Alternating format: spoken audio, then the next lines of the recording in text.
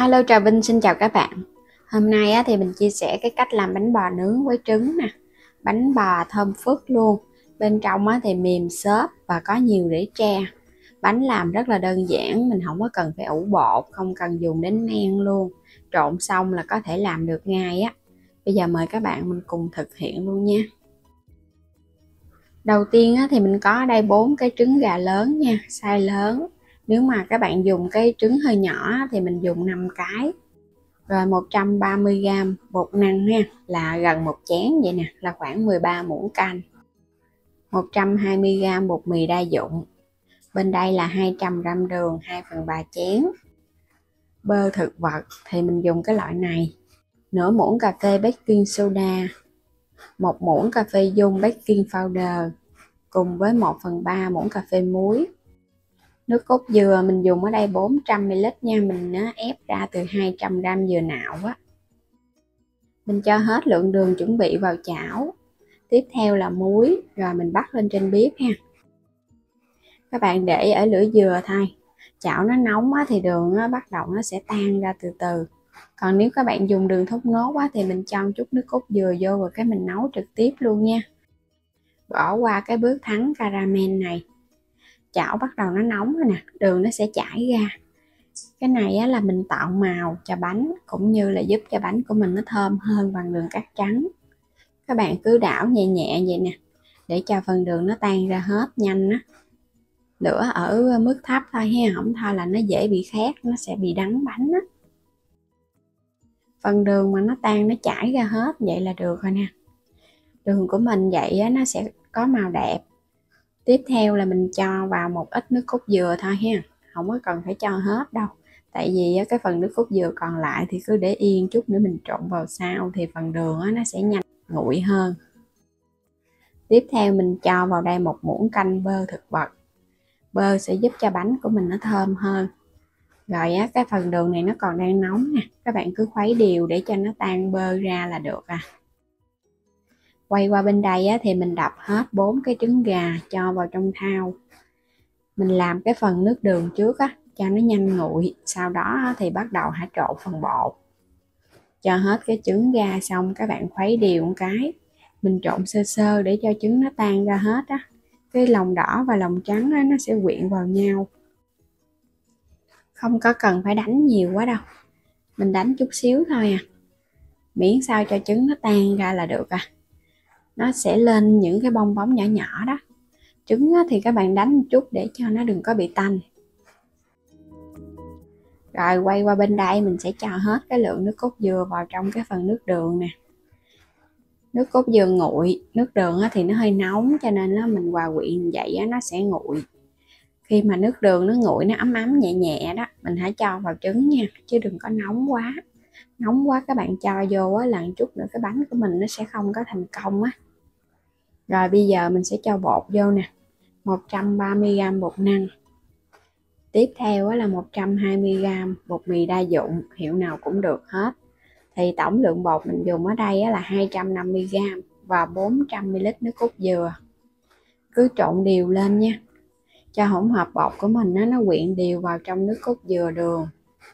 Cái phần đường các bạn nấu lên chút vậy nè, ra cái bánh của mình cái màu đẹp và nó tươi nữa.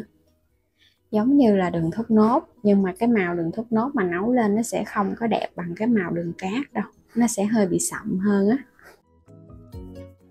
Khuấy đều xong thì các bạn lọc qua cái gây ha, để cho bột của mình nó mịn hơn, nó không có bị lợn cợn nè.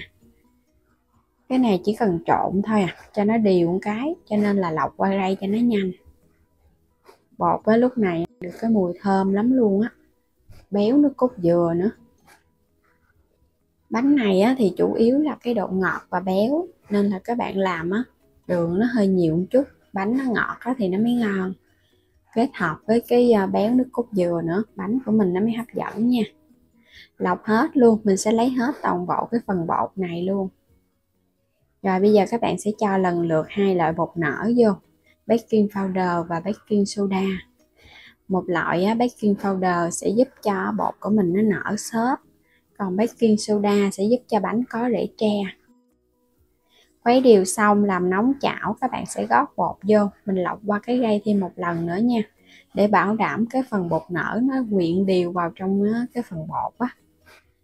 Rồi mình để ở mức lửa thấp thôi để cho bánh của mình nó sủi tăm lên. Nó sẽ có những cái lỗ bong bóng nhỏ nhỏ vậy nè, một chút nữa những cái bong bóng này nó sẽ tạo rễ tre.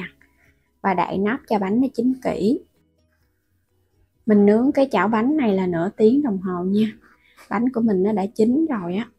Trong lúc nướng á, thì các bạn đậy nắp rồi cái mình xoay cái chảo vòng vòng á. Tại vì các bạn nếu mà không xoay á, là cái chảo nó sẽ bị khét ở giữa, bánh nó chín không có đều.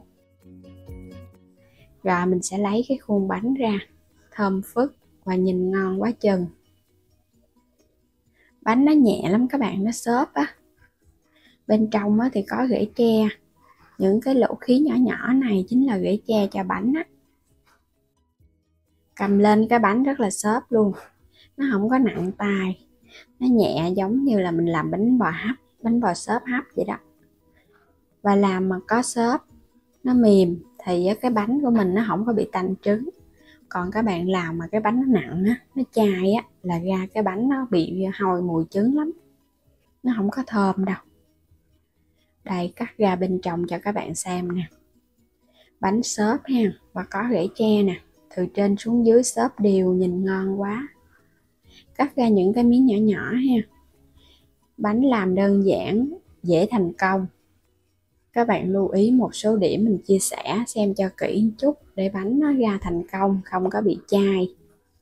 Chỉ đơn giản là mình trộn bột thôi à. Những cái miếng bánh mình đã cắt xong. Bánh này các bạn ăn trong ngày không hết, để qua ngày hôm sau vẫn mềm xốp luôn nha, không hề bị cứng đâu. Cũng không có bị khô nữa.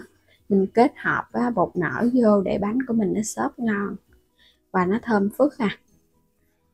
Còn các bạn làm mà nó tanh trứng là cái bánh nó nặng thì lúc đó là bánh nó bị chai rồi. Là do các bạn trộn bột không có đều, hoặc là do cái bột nở các bạn sử dụng nó hết hạn á, thì cái bánh của mình nó cũng không nở nữa. Nó nở và nó dai mềm, xốp xốp nè, có độ dai dai nhẹ nhẹ. Bây giờ mời các bạn cùng thử nha. Bánh bò nướng trứng, béo, thơm và ngọt đậm đà luôn. Cái phần đường mình nấu lên nó thơm lắm, có thêm cái mùi bơ ở trong nữa, nên là cái bánh của mình nó thơm thơm, không hề bị bay mùi trứng luôn. Bây giờ thì mình chúc các bạn ngon miệng với món bánh bò nướng siêu đơn giản này nha. Đừng quên đăng ký kênh ủng hộ Alo Trà Vinh và Alo Trà Vinh 2. Xin cảm ơn, xin chào và hẹn gặp lại các bạn ở những video tiếp theo.